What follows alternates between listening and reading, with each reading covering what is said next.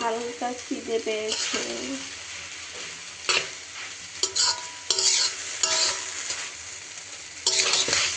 এখানে পেঁয়াজ, কাঁচামরিচ, গাজর, ডিম, তারপর একটা চিকেন মশলা দিয়েছি।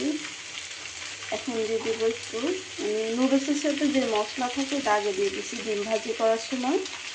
এখন দিয়ে দিচ্ছি ম্যাজিক মশলা।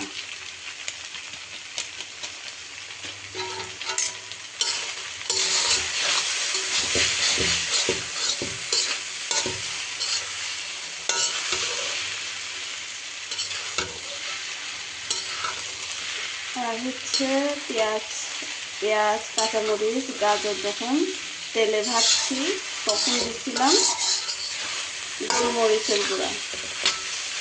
নুডলসে কিন্তু অবশ্যই গোলমরিচের গুঁড়া দিলে একটু ঝাল ঝাল লাগে বেশি।